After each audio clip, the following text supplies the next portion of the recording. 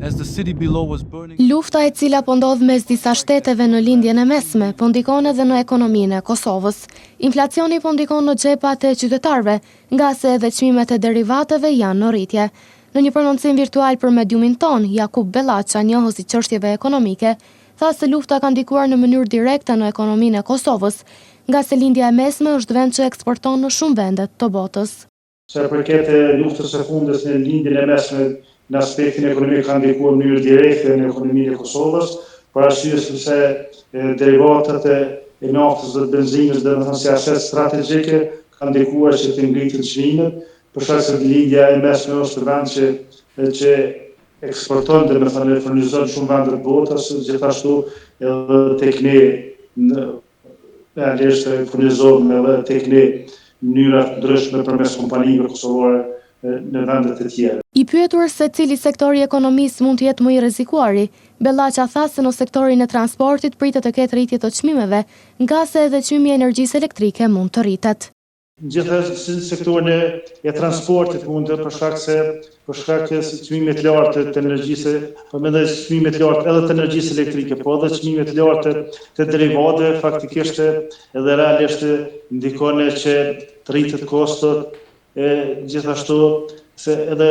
duke marrë parasysh se importojmë ne lëndën e parë, pajisjet shumë kemi domethënë importe shumë diku 80% ka të bëjë me transport, edhe rriten edhe shpenzimet varëse të transportit, gjithashtu edhe duke marrë parasysh elementi tjetër edhe çmimin e lartë të energjisë elektrike, edhe e vështirëson gjithashtu duke marrë parasysh që ende nuk kemi rregullator për derivatet që i kontrollon, që caktuan çmimet tavan dhe çmimet dyshemes, gjithashtu edhe një projekt ligj përgatitur në ende nuk e kemi as të miraturë për çmimet tavan dhe çmimet dysheme për produkte elementare bazike. Sipas njohësit të çështjeve ekonomike, Bellaça, ekonomia e Kosovës nuk është në kontroll dhe se po abuzohet me çmime. Për këtë fakt duhet të ketë më shumë dalje të inspektorave në terren.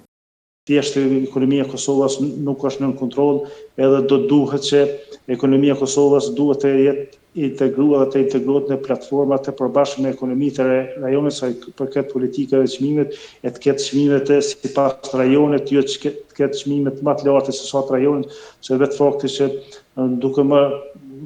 duke analizuar situatën në dhonat më të fundit në Maqedoni është një litër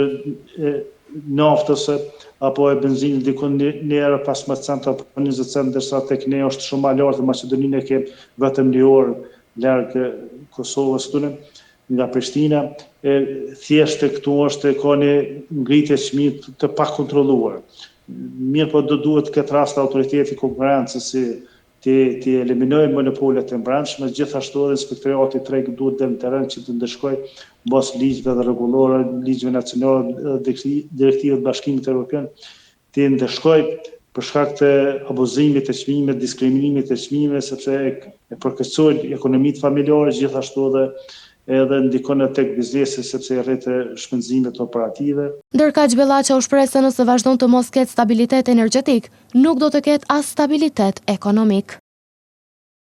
Pas stabilitet energjetik nuk ka stabilitet ekonomik.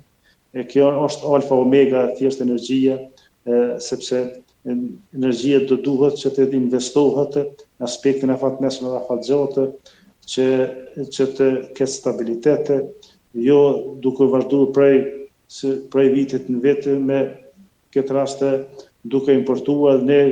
tek ne plasohet, domethënë edhe ne e paguajmë faturën me një çmim ndërkombëtar, sepse në çmim tregut nuk e paguajmë domethënë me çmim